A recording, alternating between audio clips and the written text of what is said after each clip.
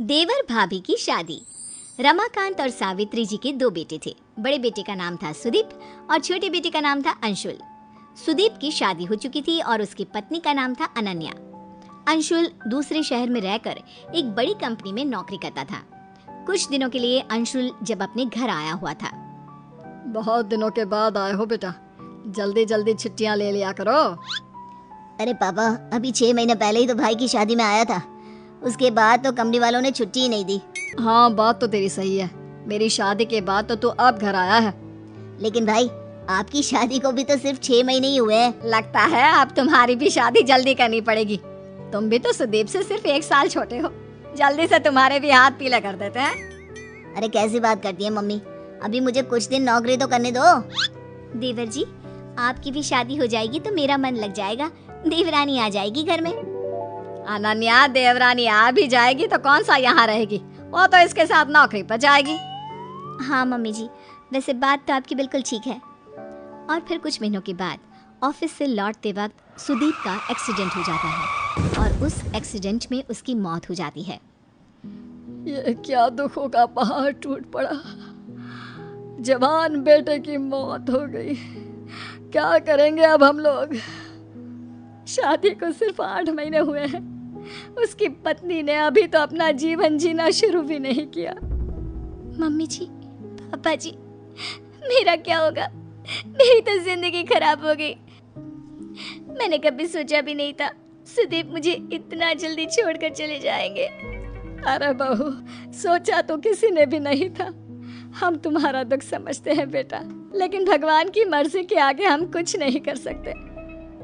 कितना अच्छा बेटा था मेरा। मैंने किसी का क्या बिगाड़ा था जो वो मुझे ऐसे छोड़कर चला गया। जब आखिरी बार भाई से मिला था तो सोचा भी नहीं था कि ये मेरी उनसे आखिरी मुलाकात होगी। इतने खुश थे भैया, मेरी शादी की बातें कर रहे थे। पूरा परिवार कुछ दिन इसी तरह दुखी रहता है। वक्त बीतता जाता है। सावित्री और रमाकांत जी महसूस करते हैं कि अनन्या काफी अकेली और दुखी रहने लगी थी। सावित्री, हमारी बहू की अभी उम्र ही क्या है, सिर्फ 25 साल, और उसके चेहरे की उदासी देखो। उसे इस तरह देखकर मुझे बिल्कुल अच्छा नहीं लगता।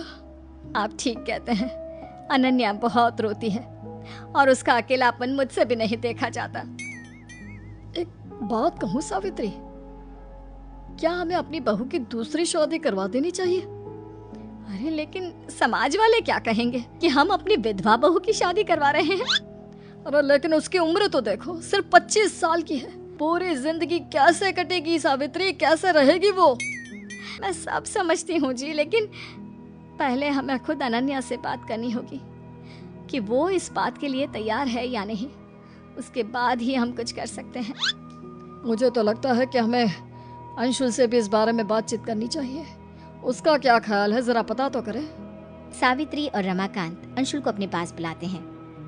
अंशुल बेटा, तुम तो जानते हो सुदीप के जाने के बाद अनन्या की कैसी हालत हो गई है। तुम्हारा इस बारे में क्या ख्याल है? पापा, मुझे लगता है हमें भाभी की दूसरी शादी करवा देनी चाहिए।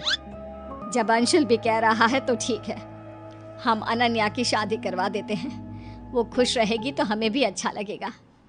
रमाकांत और सावित्री अनन्या के लिए लड़का ढूंढते हैं, लेकिन अनन्या के विधवा होने की वजह से कभी उन्हें बहुत ज्यादा उम्र का लड़का मिलता तो कभी कोई अच्छा लड़का मिलता ही नहीं। इस बात से रमाकांत और सावित्री अच्छे खासे परेशान हो जाते हैं। मम्मी जी, पापा जी, आप मेरे लिए बेकार में ही परेशान हो रहे हैं। मैं बिना किसी शिकायत के अपनी पूरी जिंदगी ऐसे ही निकाल लूंगी। कोई परेशानी नहीं होगी। नहीं बेटा, हम तुम्हें इतना दुखी नहीं देख सकते। हमारा बेटा तो चला गया और अब तुम्हारी पूरी जिंदगी ऐसे ही खराब हो गई तो हम अपने आप को माफ नहीं कर पाएंगे। देखो अनन्या, तुम कहने को हमारी बहू हो, लेकिन इस घर की सदस्य हो और इस नाते तुम्हारी खुशियों का ख्याल रखना हमारी जिम्मेदारी है। मम्मी जी, पापा जी,